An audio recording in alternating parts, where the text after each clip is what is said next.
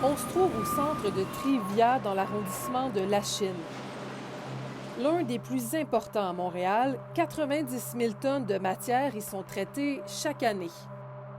Le 22 juillet dernier, un incendie apparaît dans la pile de matière recyclable. Tout se passe très rapidement. L'endroit est évacué, les pompiers sont appelés, les dégâts sont limités. La cause? Une batterie au lithium-ion qui a pris feu. Trouver la batterie, c'est quelque chose de compliqué et c'est très rapide. Une batterie au lithium-ion, quand ça prend feu, c'est pas une explosion, mais c'est une combustion qui est violente, qui est puissante et c'est très rapide, ça dégage beaucoup de feu. Donc, on n'a pas de système ici pour détecter ces petites matières-là à travers le métal. C'est pratiquement impossible de par le volume. Et le problème, c'est que ce type d'incendie arrive de plus en plus souvent. En 2021, on avait à peu près 7 interventions. L'année passée, on en a eu 43, puis cette année, on est déjà rendu à près de 25.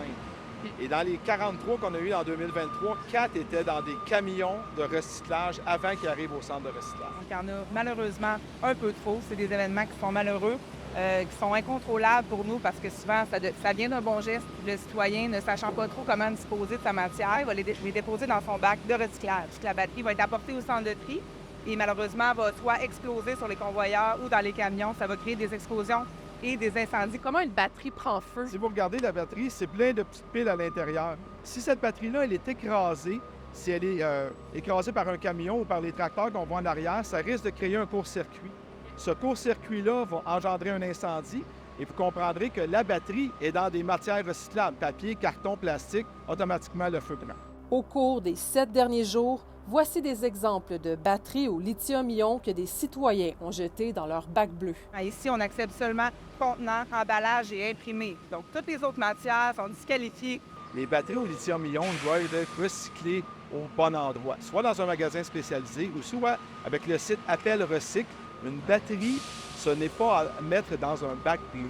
Les cas d'incendie reliés aux batteries au lithium-ion se multiplient à travers le monde. Les autorités urgent les citoyens à être plus vigilants. On ne peut pas interchanger les chargeurs d'un à l'autre. La bonne batterie avec le bon chargeur au bon endroit. Si vous avez un vélo électrique, ne pas le recharger dans votre entrée de logement. Si jamais la batterie prend feu, vous ne pourrez pas sortir de votre logement. Il faut la recharger au bon moment, quand vous êtes présent. L'avertisseur de fumée va toujours être l'outil le plus important pour protéger vous. Firefighters say this should serve as a warning. Le service incendie de la Ville de Montréal n'est pas le seul à tirer la sonnette d'alarme sur les dangers que représentent les batteries au lithium-ion. Les pompiers de New York viennent de lancer une importante campagne de sensibilisation à la suite de plusieurs incendies mortels causés par des batteries au lithium-ion. À Montréal, Marie-Michèle Lauzon pour Nouveau Info.